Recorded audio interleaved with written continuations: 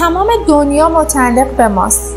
سلام، من شهرم و امروز همونطور که قول داده بودم میخوایم روز اول کتاب معجزه شکرگزاری رو با هم شروع کنیم. هر نعمتی که ما داریم وقتی که شروع میکنیم قدردانی و تشکر میکنیم ازش، یعنی اون نعمت رو داریم میشماریم. امروز هم روز اول هم داره در مورد شمردن نعمت ها میگه. یه وقتی ما خودمون آگاه نیستیم داریم این کار میکنیم ولی واقعا میکنیم. مثلا دیدی یه بیمارستان میری، دکتر میری، تو مطب دکتر نشستی، وقتی مریضای مختلف رو با حالای بد میبینی آدم همش میگه خدای شکرت، خدا به خاطر سلامتی خودم و خانواده‌ام شکرت. یا تو خیابون وقتی که یه بنده خدایی که حالا روی ویلچره یا شرایط مساعدی نداره میبینی، همش آدم هم بغلش که رد میشه میگه خدای شکرت. یعنی اون لحظه اون نعمت رو فهمیدی، درکش کردی که من این نعمت رو دارم و بابتش داری تشکر میکنی. خود این برکت رو تو زندگیت وارد میکنه. الانم موضوع ما تو روز اول همینه. هر نعمتی که تو زندگیمون هست باید بشماریم. وقتی بشماری قدردانی ازش میکنیم. وقتی قدردانی کنی برکت و فراوانی به زندگی آدم جاری میشه.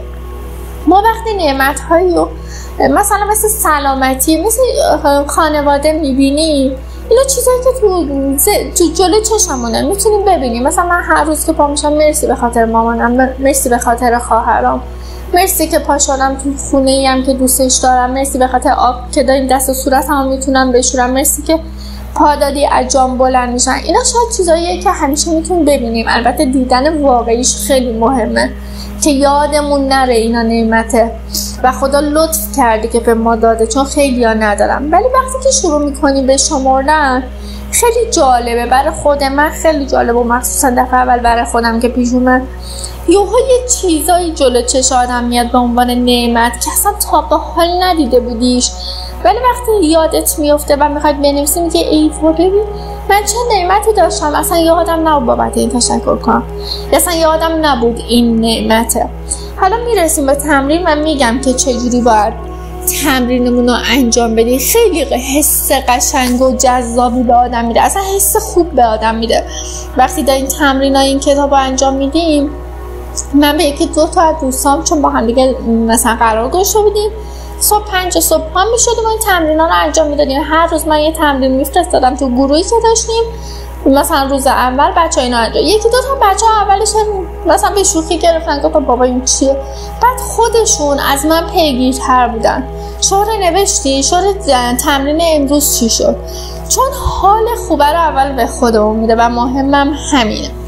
قبل از اینکه برسیم به تمرین روز اول، ببینیم ما آدما اگه به جایی که روی این کمبودا و نداشته هامون تمرکز نکنیم، چون ما آدما عادت داریم روی کمبودامون ناخودآگاه بیشتر تمرکز میکنیم. من اینو ندارم، کاشکی اینو داشتم، کاشکی الان که دارم کار میکنم حقوقم بیشتر بود، کاشکی مثلا حسابم انقدر پول بود یا هر چیز دیگه. تمام این کاشکی ها حس کم بوده و وقتی ما حس کم بود داشته باشیم و روش تمرکز کنیم، حتی ممکنه یه لحظه ذهنمون بگذره ها، روش تمرکز کنیم، اونو به سمت خودمون جذب میکنیم. چجوری میشه که ما این چیزای منفی رو اینقدر جذب میکنیم و چجوریه که میگیم شکرگزاری کنیم که مثبت‌ها رو جذب کنیم؟ ما یه ذهن ناخودآگاه داریم. این ذهن ناخودآگاه ما بنده خدا نمیدونه چی خوبه چی بده، حقم داره، فقط وایساده که ما اون حس و حرفمون رو بگیم که اون جذبش کنه. حالا دیگه بستگی به ما داره که چی بگیم. یه وقت میبینی توی شرایطی یهو قرار میگیری به همین چیزم آگاهی که نباید حرف منفی بزنی اینا، ولی دست خود آدم نیست، آدمی زاده. توی شرایط منفی توی مشکلی میافتیم، توی مشکلی که میافتیم یهو شروع میکنیم مثلا خود من به غر زدن، عصبانی شدم. تو این لحظه در لحظه ذهن ناخودآگاه من داره اونو جذب میکنه. من غر میزنم اون مشکل برام سخت‌تر میشه. دیدیم با خودت کلنجار میری 100 تا حرف میاد تو مغزت، کاش که اینو گفته بودم. اینا ذهن ناخودآگاه ماست.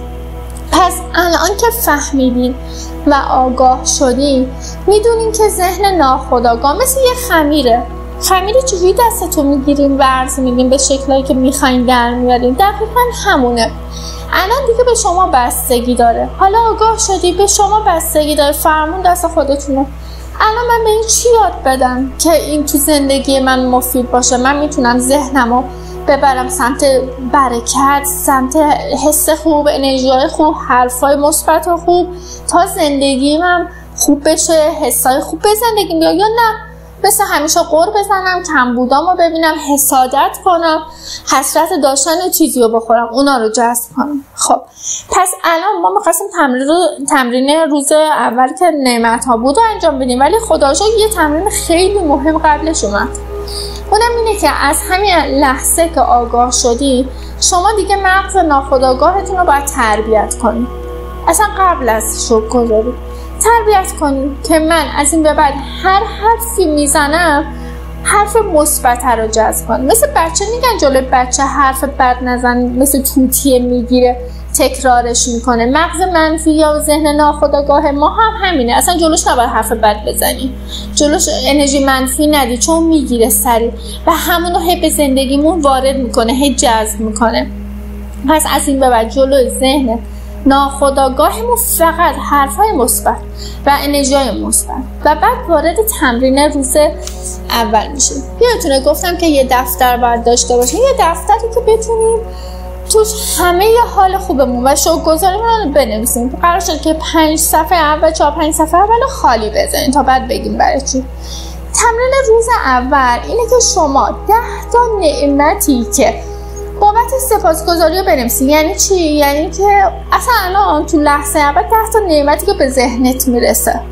ممکنه همین الان بگی من به خاطر مامانم، به خاطر کارم، به خاطر مثلا فیزیکم، به خاطر تحصیلاتم، به خاطر هر چیزی که تو ذهنتون مثلا 10 تا رو اول بنویسید، مثلا یه لیست کنید. ممکنه اصلا یه چیزی یهو تو ذهنتون بیاد که خودتونم یادتون نمیاد. همون 10 تا رو که نوشتی، حالا بیا 10 تا رو جلوش بنویس. مثلا کتاب، مثلا به خاطر کتاب جلوش می‌نویسی چون این کتاب حالمو خوب میکنه. منظورم این کتاب اینه که اسم کتاب می‌نویسی.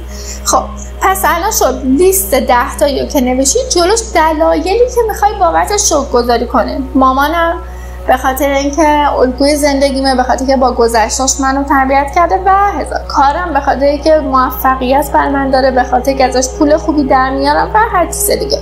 پس لیست 10 تا نعمت رو بنویسیم و بعد جلوش دلایلی که میخوای بابتش شکرگزاری کنی، یعنی بابتش از خدا تشکر کنی و بنویس.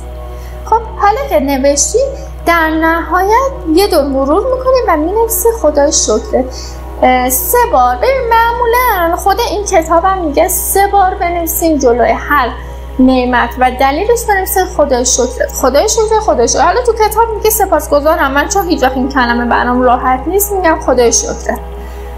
من مینویسم کار، خدایا شکرت که کاری دارم که ازش پول خوبی در میارم و پولم برکت داره برام.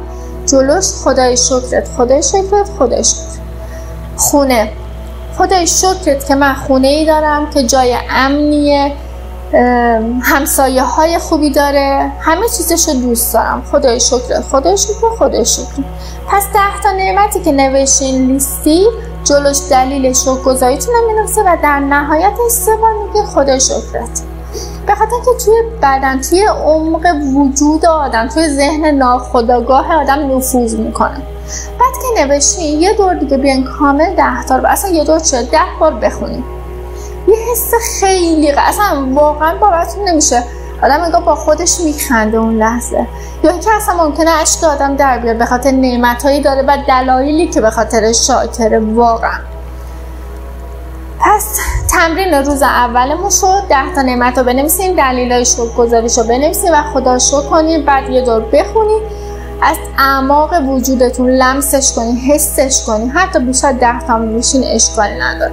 مهم اینه که اون حس شکرگزاریه و داشتن و قدردانی از اون نعمت تو وجودتون بره، یعنی دقیقا حسش کنین. پس این شد تمرین روز اول. ذهن ناخودآگاهتون رو قرار شد از این به بعد بسازیم، باهاش حرف بزنین، تربیتش کنین. هر روز به یه موضوعی برخورد میکنین که یه چیز جدید بخوایم بهش یاد بدین. این فعلا بر روز اوله. تمرینا رو انجام بدین. اگه کامنتی دارین، حال خوبی دارین، حال بدی دارین، یا حتی اصلا دلتون میخواد حرف بزنین، حتما کامنت بزنین. ما رو فالو کنین که همدیگه رو گم نکنیم، بتونیم تمرین‌های دیگه روزهای دیگه رو انجام بدیم و برکت و حال خوب به زندگیمون وارد شه. مرسی از همگی.